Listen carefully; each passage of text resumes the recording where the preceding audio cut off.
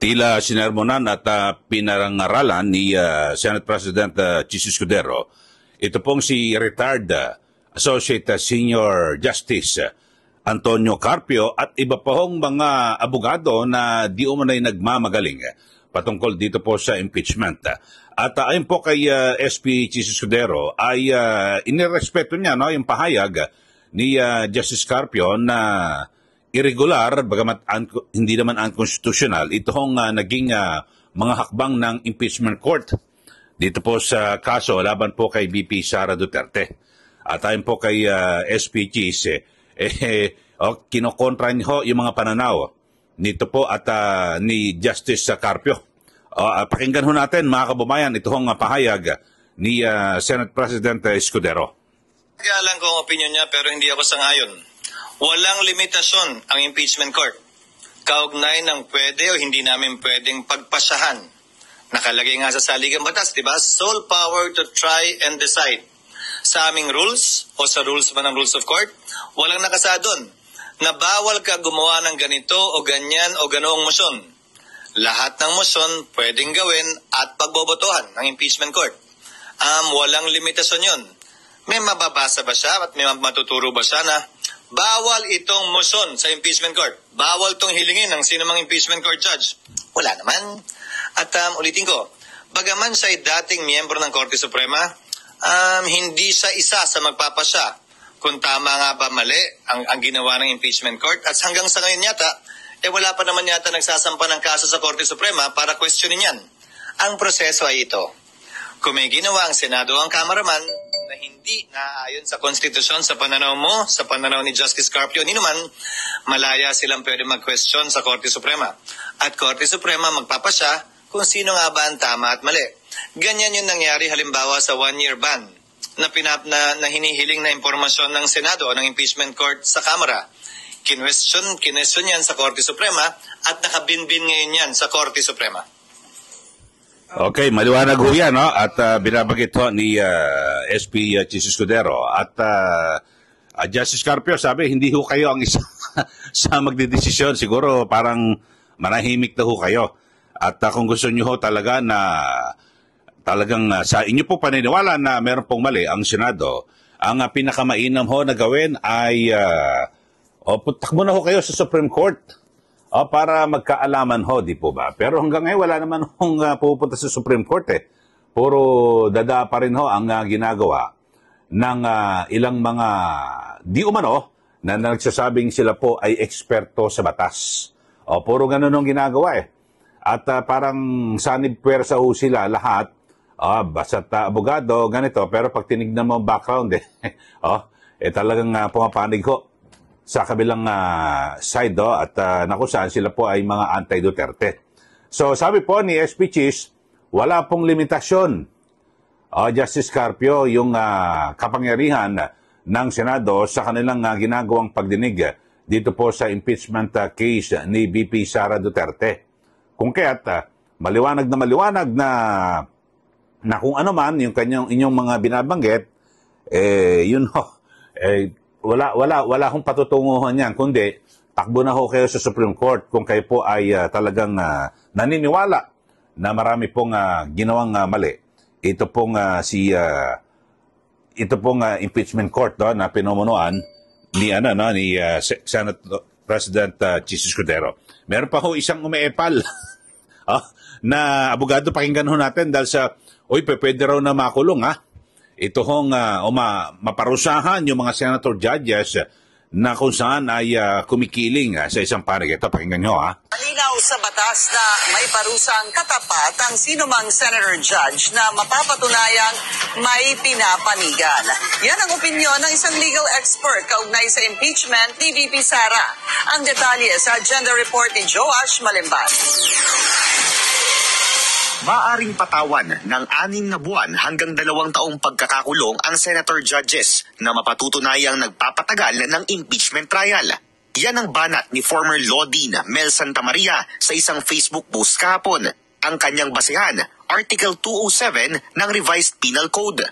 Ayon sa Revised Penal Code, 207, ang sinumang huwes ang malisyosong nag-aantala sa administration of justice ay pwedeng parusahan hanggang 2 taon.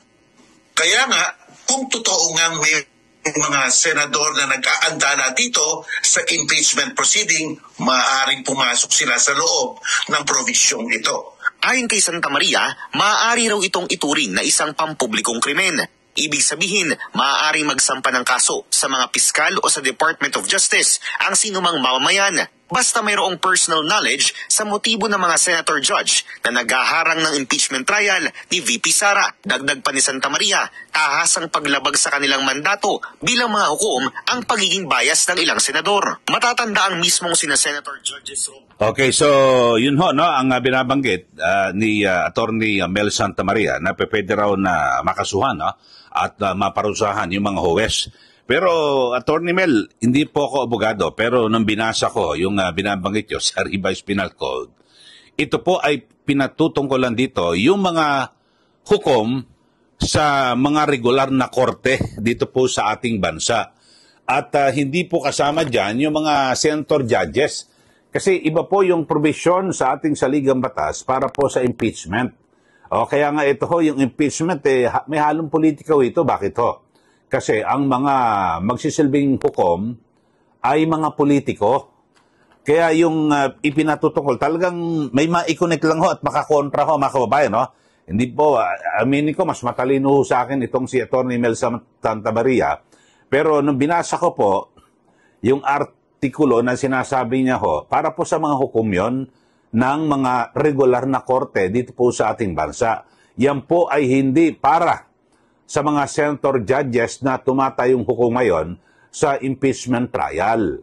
Maliwanag ho ito, mga kababayan, pero talagang ikinokonek at pilit ho na, kumbaga saan binibigyan ho ng ng pagkakataon yung ating mga kababayan na parang gusto niyang i-brainwash na mali talaga.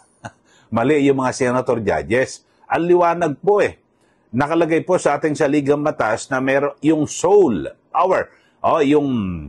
Ang Senado, sila lang ho ang may karapatan, tanging may karapatan, kapangyarihan na mag-try, maglitis at magdesisyon dito po sa sa impeachment court, sa impeachment trial, sa mga impeachment case na inihain sa kanilang korte, mga kababayan. So maliwanag ho yan, yun ho, talagang kayo ho, yung ating mga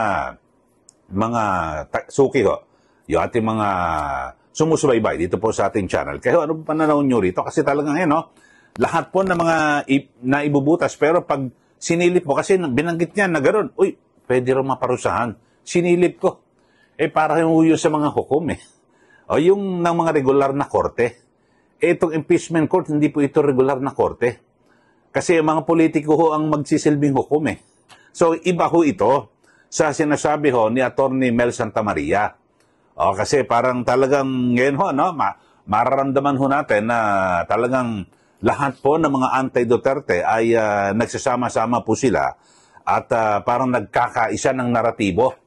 Alam nyo yung naratibo na talagang una, ginagawa ko gibain po yung kredibilidad ho ng impeachment court.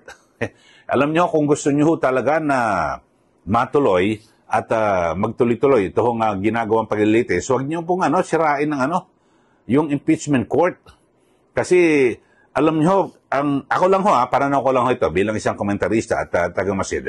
Kasi nakita ho nila, lahat po ng mga tumututol dito po sa anti-Duterte na tinatawag, nakita ho nila na marami pong bilang, kasi numbers game po ito itong impeachment court, nakita ho nila na marami po ang mga pabor o sabihin natin kaalyado po ni VP Sara Duterte at maliwanag na pwede siyang ma-acquit dito. Kaya ang ginagawa ho ngayon, mga kababayan, ay ito, pananaw ko lang ho ito sinisira na po ang imahe, kredibilidad ng impeachment court para kung sakali na magbotohan at i-acquit ito pong si VP Sara Duterte, sasabihin na hindi, wala ang daming nilabag niyan kung ano-ano mga lahat ng batas nilabag, sasabihin hindi sumunod sa proseso ang impeachment court, kaya gagawin parang mababaliwala yung pagka-acquit kay BP Sara. Parang ganun ho mga kababayan. Ako, obserbasyon ko lang ho yan. Okay ho. Sa inyo pong mga taga-subaybay dito po sa ating channel. Kayo ho ba? Kasi ngayon may mga pinai-inhibit pa.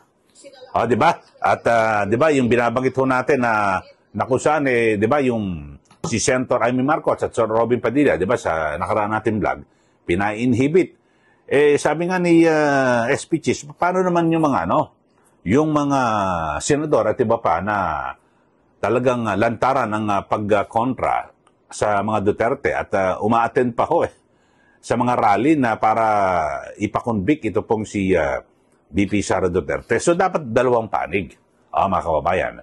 So yun lang ho, pinagtatagni-tagni ko lang lahat ng mga sinasabing di umano na magagaling sa batas o constitutionalist lahat, lahat to na talagang pinipili to, kumukuha ng mga provision sa ating mga batas, revised penal code, na malayo po ito sa impeachment.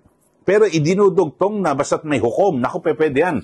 Para yung ating mga kababayan na nakikinig at nanonood, parang baka makumbinsin natin na masira yung kredibilidad ng impeachment court. So, yun lang ho aking pananaw at aking obserbasyon. Pero nyo ang layo. Pwedeng parusahan ng huwes. Oo, pwede yan yung nasa regular na korte. Pero wala kayong pakialam sa impeachment court. Alam nyo kung paano mapaparusahan. Sabi ho niya ni SP Chis, pwede ho, mag-file kayo ng ethics complaint para matanggal bilang senador o yung mga sinasabi nyong bias. Kasi yan ho parang naging usapan noon na sa kaso ni Chief Justice sa Corona. So yun ho. Pero alam nyo ho, ang pinakaparusa, sabihin natin, yung mga senator judges na magiging bias o kung sino man ang kanilang susuportahan dito po sa impeachment trial na ito, sila po ay mananagot sa tao. Kailan po yan? Sa 2028 elections. Alam ba yung mga senador ho na bumoto para ma-impeach ito pong si BP Sara Duterte at siya po yung mapatunayang guilty sa 2028, ang tao ang magdidesisyon sa iyo kung paparusahan ka o hindi.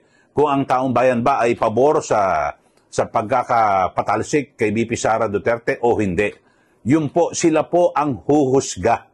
Yung taong bayan, di po ba? Yun ho sinasabi mga paru-paro sa Atty. Mel. Binasa ko po yan, di po ako abogado Isa lang po akong pangkaraniwang mamayag. Pero parang hindi po yan sakto na idugtong mo sa impeachment. Kasi yan po ay pinatutungkulan yung mga hukom, yung mga judge na talagang inaantala yung kaso at 'di ba at merong pagpanig sa isang partido, di po ba? So yun lang ho. So lahat po mukhang talagang nakikita nyo yung pattern, yung naratibo sabay-sabay ho. At tila ginigiba ho ang yung kredibilidad, imahe ng Senado at natumata yung impeachment court para kung ano man, kasi ramdam ho nila na ang mananaig ay mas nakararami na kaalyado o pumapanig dito po kay BP Sara Duterte. So yun lang ho. Sa mga bago lang po sa ating channel, mag-subscribe na po kayo at huwag nyo rin pong kalimutan na i-share at i-like ito pong ating mga issue na pinag-uusapan. Maraming salamat muli. Ito po si Kaeli. Magandang araw po sa ating lahat.